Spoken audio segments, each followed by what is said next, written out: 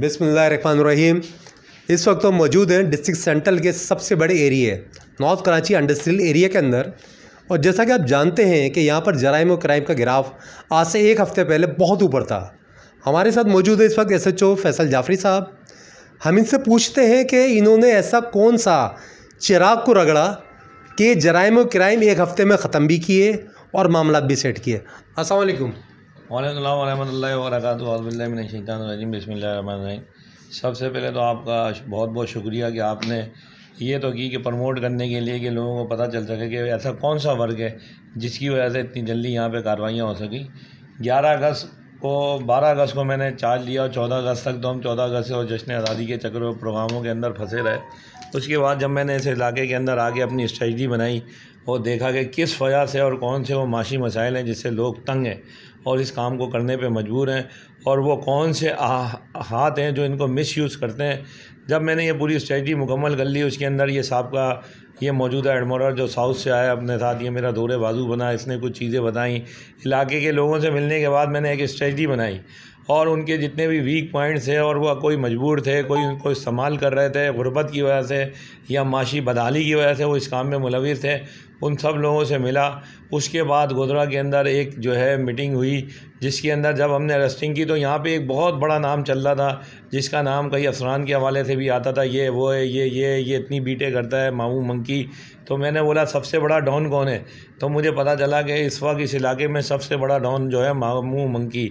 और ये मेरी तारीख़ रही है, मैं जिस थाने में जाता हूँ तो उधर क्राइम के बादशाह पे पहला हाथ मार देता हूँ जिसमें जो छोटे बच्चे हैं ख़ुद काबू हो जाएँ। जब उसके साथ ये काम हुआ और वो अरेस्ट हुआ और वो जेल गया, जिसके साथ 2 किलो चर्द भी बरामद हुई और एक पिस्टल भी बरामद हुआ और वो जेल चला गया।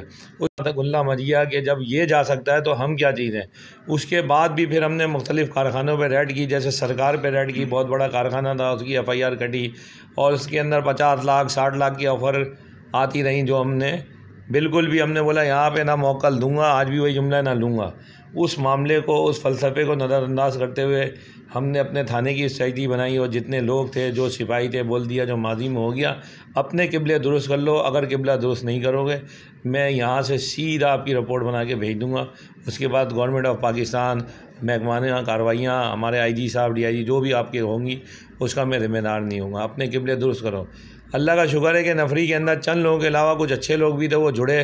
फिर इलाके के लोगों को एतमाद बहाल किया कि ये हम अपनी पैदागिरी के लिए, अपने पैसों के लिए काम नहीं कर रहे, तुम्हारी फलाह व बहबूद के लिए काम कर रहे हैं। हम नहीं चाहते कि ये जो आबादी है इसका पूरे कराची किया, पूरे सिंध के अंदर ये मशहूर है कि गोधरा की पहचान सिर्फ उसका मावा और गुटखा है। तो जब उन्हें समझाया तो उनमें कुछ लोगों के समझ में आया, उन्होंने सरेंडर किया, इस चीज़ के लिए इतना प्रोग्राम किया। वो पुलिस से खाइफ भी थे और डर भी रहे थे कि अगर हम गिरफ़्तारी दे देंगे तो अगर हम ये काम छोड़ देंगे तो पुलिस हमें फिर भी उठा लेगी क्योंकि हम ये काम करते रहें, ठीक है ना। उसके बाद भी जब उन्हें एक प्लेटफार्म मिला तो उन्होंने उसको लब्बैक कहा और आपके सामने आप वहाँ मौजूद थे कि स्टेज पे बड़े बड़े नाम जैली जैसे, करण अर्जुन जैसे, रिजवान कुरैशी जैसे, उन्होंने अपने आप को सरेंडर कर दिया।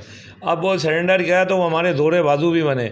जब दौरे बाजू बने तो उन्होंने हमें इन्फॉर्म भी किया बहुत सी जगहों से। लेकिन अभी भी कुछ माफिया ऐसी है जिनको ना मैं अच्छा लग रहा हूँ ना लोगों को अच्छा लग रहा हूँ, क्योंकि उनके काम धंधे बंद हो चुके हैं। इस मकरू धंधे के अंदर माज़रत के साथ मुझे नहीं पता, सोशल मीडिया के भी कुछ लोग और बहुत सारे हज़रात जो इनको सपोर्ट करते रहे और पसे पर्दा कर रहे हैं।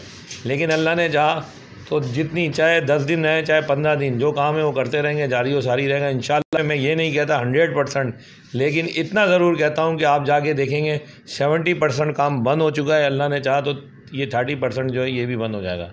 Thank you very much. ये थे जी सैयद फैसल जाफरी साहब, जिनका कहना भी था और इन्होंने करके भी दिखाया।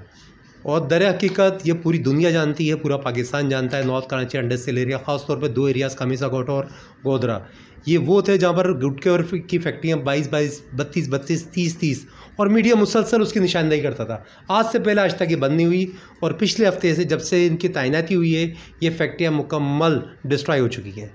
मैं हूँ सईद लोधी असद के साथ। अल्लाह हाफ़िज़।